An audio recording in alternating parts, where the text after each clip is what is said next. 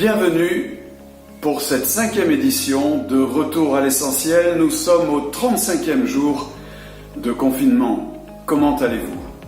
Au programme cette semaine, Daniel Perlinski, il est le président de la Fédération nationale des Assemblées de Dieu de France. C'est un grand ami et j'ai le bonheur de travailler avec lui.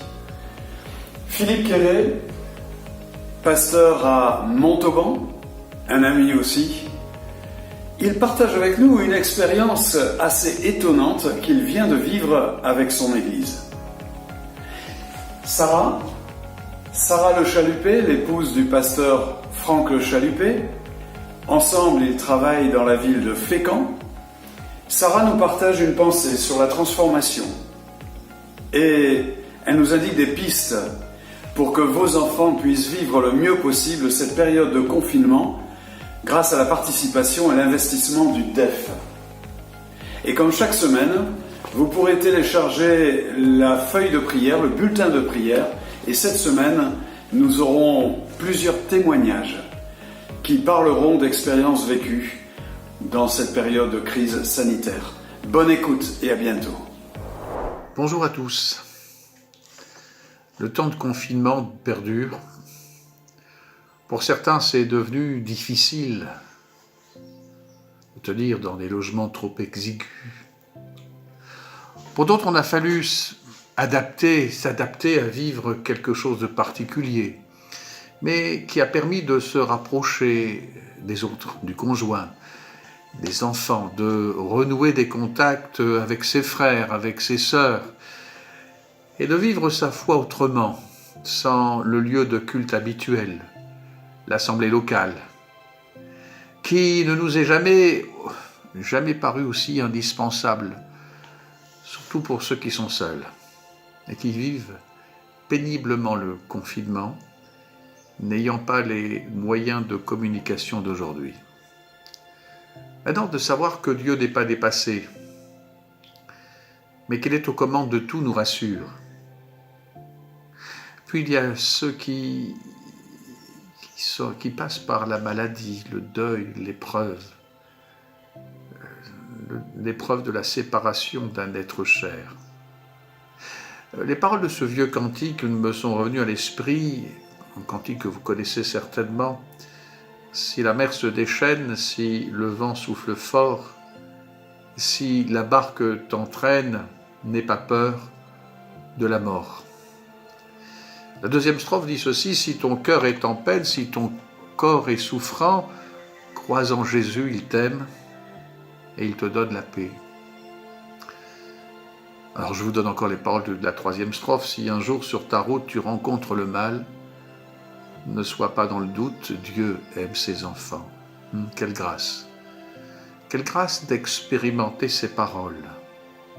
Peut-être es-tu en train de vivre cette tempête, même plus peut-être, es-tu en pleine tourmente où chaque jour vient avec son flot de désagréments. N'aie pas peur, ne sois pas dans le doute, crois en Jésus, il te donne la paix. Avec Sylvette, mon épouse, qui est frappée par la maladie, elle est en ce moment hospitalisée, nous passons par cette tourmente en nous appuyant sur les promesses du Seigneur. Quelqu'un a écrit ceci: il ne nous est pas demandé d'être forts dans les moments de souffrance. On ne demande pas au blé d'être fort quand on le broie, mais de laisser le moulin en faire de la farine.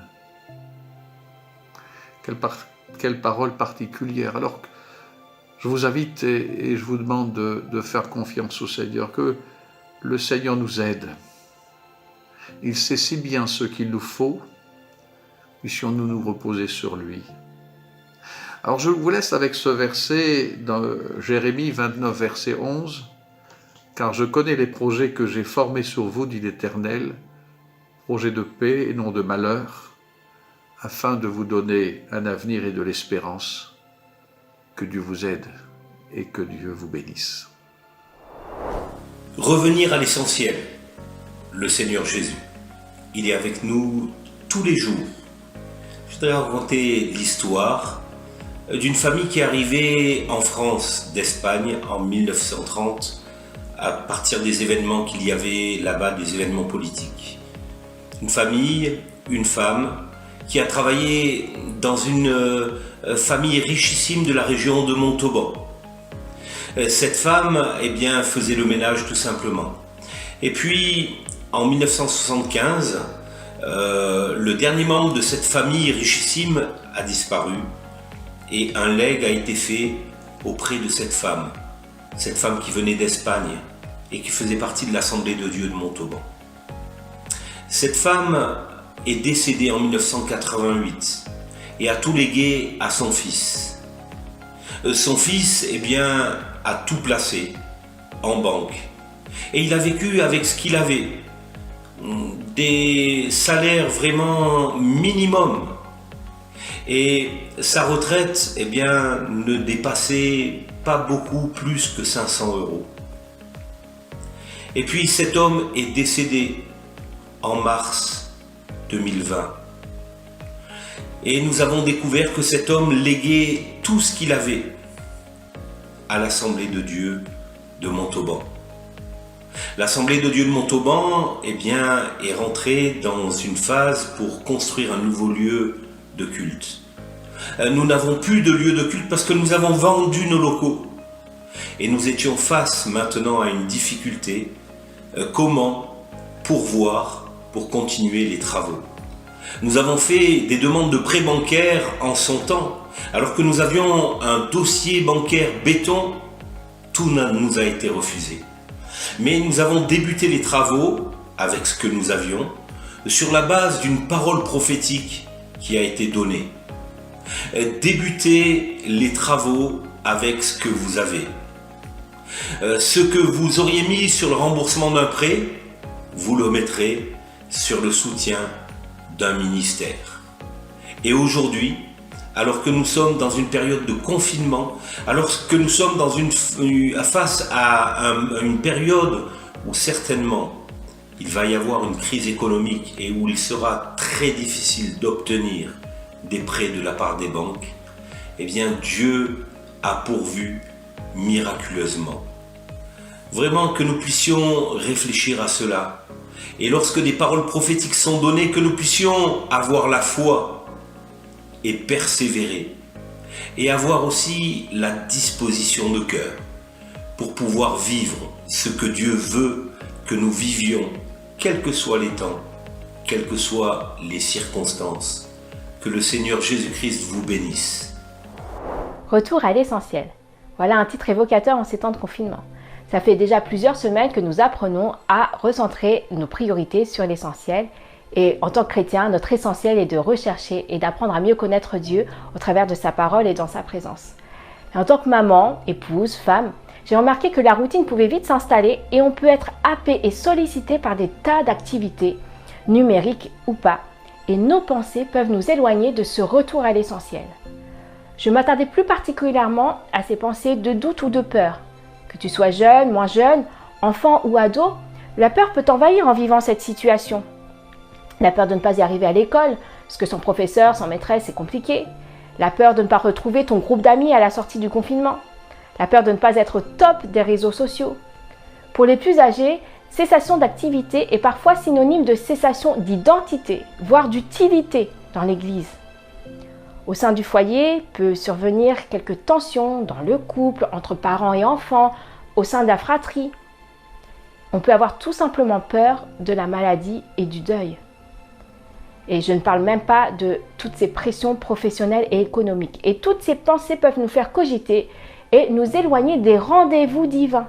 Dieu est avec nous dans ce temps de confinement et veut encore plus se révéler à nous. Alors prenons ou reprenons l'habitude de nous recentrer sur Dieu. Dieu comblera nos cœurs de paix dans ces moments de doute ou de peur. C'est lui qui est notre essentiel. Ne tombons pas dans une routine, mais recherchons Dieu pour qui il est.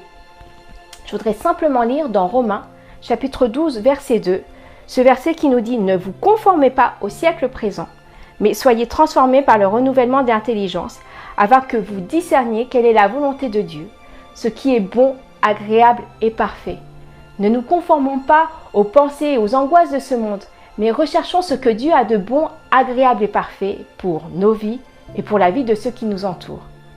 Dans la suite de ce texte, dans Romains chapitre 12, il nous est parlé de diversité de dons et de talents. Et je veux simplement dire que ce retour à l'essentiel n'est pas une compétition. Ton utilité et ton service dépendent des compétences que Dieu t'a données. Il ne s'agit pas de faire exactement comme l'autre. En ce qui concerne l'enfance et la famille, le site du DEF, france-def.fr, a regroupé un minimum de ressources qui accompagnent les enfants durant ce temps de confinement. Ces ressources sont le fruit de talents partout en France qui sont dans nos églises. C'est une véritable richesse. Alors allez faire un tour, regardez, recherchez et prenez le format le plus adapté à votre famille, à votre manière de fonctionner, de vivre votre foi avec vos enfants.